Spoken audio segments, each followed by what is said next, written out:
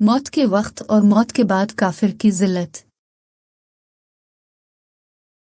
बिलाशुबा जब काफिर बंदा दुनिया से जाने और आखिरत का रुख करने को होता है तो सियाह चेहरों वाले फरिश्ते आसमान से इसके पास आते हैं जिनके साथ टाट होते हैं और उसके पास इतनी दूर तक बैठ जाते हैं जहां तक इसकी नजर पहुंचती है। फिर हजरत इज़राइल अलैहि अस्सलाम तशरीफ लाते हैं हत्ता कि इसके सर के पास बैठ जाते हैं।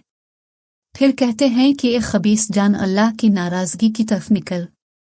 हजरत इज़राइल अलैहि अस्सलाम का ये फरमान सुनकर रूह इसके जिस्म में इधर उधर भागती फिरती है।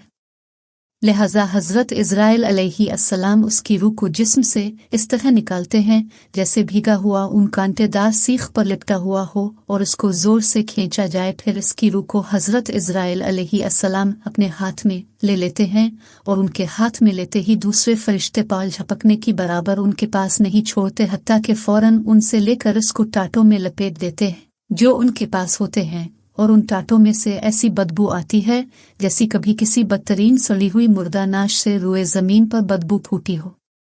वो फरिश्ते इसे लेकर आसमां की तरफ चढ़ते हैं और फरिश्तों की जिस जमात पर भी पहुंचते हैं वो कहते हैं कि ये कौन खबीस रूह है। वो इसका बुरे से बुरा नाम लेकर कहते हैं जिससे वो दुनिया में बुलाया जाता था कि फुलां का बेटा फुलां है। हत्ता कि वो इसे लेकर पहले आसमान तक पहुंचते हैं और दरवाज़ा खुलवाना चाहते हैं मगर इसके लिए दरवाज़ा नहीं खोला जाता है जैसा कि अल्लाह ताला ने फरमाया है।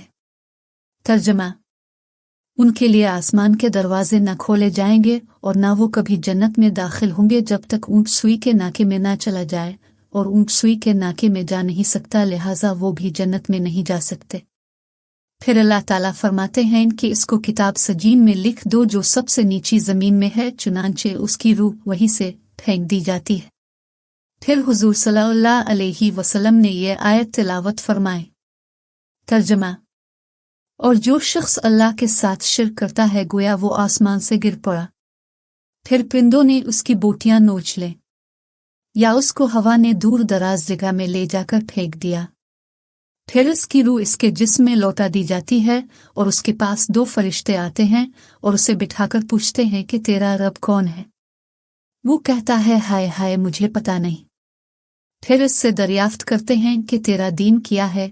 वो कहता है हाय हाय मुझे पता नहीं। फिर इससे दरियाफ्त करते हैं कि ये शख्स कौन है जो तुम्हारे अंदर भेजे गए। वो कहता है हाय हाय मुझे पता नहीं। जब ये सवाल और जवाब हो चुकते हैं तो आसमान से एक मनादी आवाज देता है कि इसने झूठ कहा।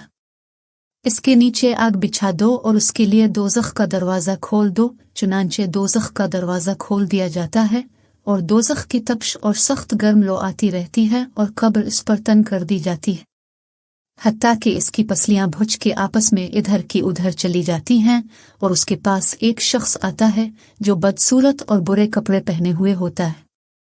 इसके जिस्म से बुरी बदबू आती है। वो शख्स इससे कहता है कि मुसीबत की खबर सुन ले, ये वो दिन है जिसका तुझसे वदा किया जाता था। वो काफिर कहता है तू कौन है? वाकई तेरी सूरत इसी लायक है कि तू बुरी खबर सुनाए। वो कहता है कि मैं तेरा बुरा अमल हूं। ये सुनकर वो इस डर से कि मैं क़यामत में यहाँ से ज्यादा अजाब में गिरफ्तार हूँगा यूं कहता है कि ए रब क़यामत कायम ना कर।